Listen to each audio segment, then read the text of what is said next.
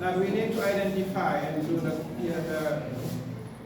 error correction, the recurrent, the most recurrent. But if we aim at correcting all the mistakes, then we might just dampen the entropy. Okay? We should also be careful about that. We should not correct every single mistake. Okay? Otherwise, students will not be motivated. If it is a speaking act, they will speak again. Okay? If it is something they have to do in class and then volunteer, they will not volunteer again because you focusing on the negative only. I mean, she said it, the praise should come first. And then the recurrent errors, not every error. Because even with the live classes, as you said, you don't have time for that. Okay, so getting a good system like that is good to make sure you have that individual feedback. Let me add something, Mr. Jallo. Yeah. In terms of correcting this error, mention the name of the student first. You know what the mistake you have done, but the other student don't know it is Mr. X or Y who done this mistake. I know. No name. I know. We correct. And it is a way to give them the opportunity not doing this kind of, because sometimes you can see 2 or 3 students, they have done the same mistake. And once you correct it, you gave them the opportunity not to do it We are again. saying the same thing. Thank you. Yeah, y'all said the We are same saying thing. the same thing. Y'all said the same thing. And then sometimes, and I understand what you're saying, sometimes we put examples on the board as a class, understand what he's saying, but also we remember it can be counterproductive if we always criticize, we even praise, but I do understand the work you're doing. So let's talk about motivation.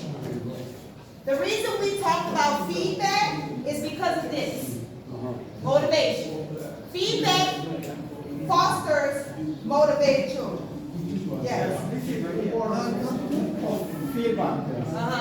Because It can be one to help learners learn from their mistakes. teaching students about fluency, what we do is we track their accuracy. And as they become more accurate, they become more fluent. That's so if you think about it like that, if I'm teaching you how to say it correctly, then you get the confidence on that correction, and then you get faster. Because fluency is your ability to read for understanding, and not just read words. So we definitely, accuracy important because you gotta say it right, else you won't understand it. I've learned that, and I'm gonna go back to this, but I've learned that being an English language learner myself here. If I don't say a word right, you won't understand what I'm saying. If I do not say it accurately because of the way many of even the Wolof words sound so much alike, if I don't say a high on one end or a low on one, it's not right. It hinders communication. And it When it hinders communication, prevent people from understanding. Right. There we need to correct on the spot. Okay? So, what are we doing all this for? Motivation. 3 types of motivation: intrinsic, extrinsic, achievement. Intrinsic, extrinsic, achievement. Right? We've heard of motivational types. Intrinsic. Inside. From the inside. From the inside. Nobody gotta make me get up and do it. I'm gonna do it. Extrinsic. Outside. You're giving me candy. You're giving me grades. You're giving me money. The teacher can contribute a lot.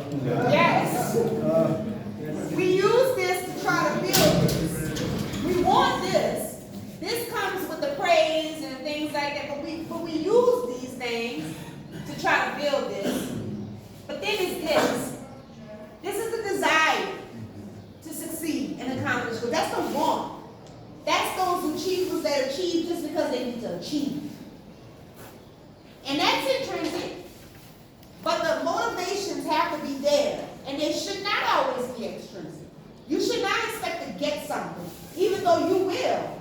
Success is what you get. But sometimes, and we have this problem back at home, kids think they're supposed to get something for anything they do. That's not always the case. You're not going to always get something because you did the work. You were supposed to do the work.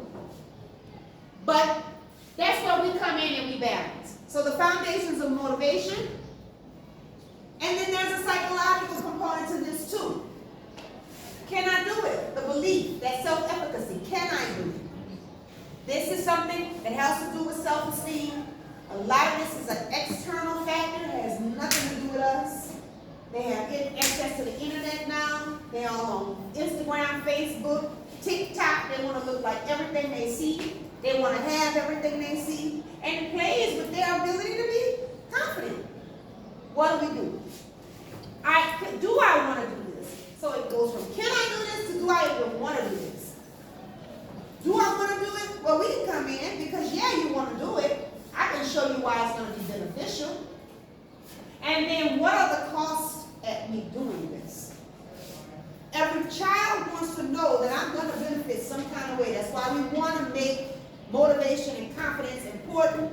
We want to build that intrinsic want and that achievement want in them. You are benefited every time you learn something new. Let that be your goal. Let that be your motivation. But they need to know there is a cost that comes with it. And my last one, and we're wrapping up with how to motivate students, and then we're going to finish off the class with looking at some scenarios and some barriers and talking about what we would do to overcome them. So let's talk, this is really quick, about how we motivate our students.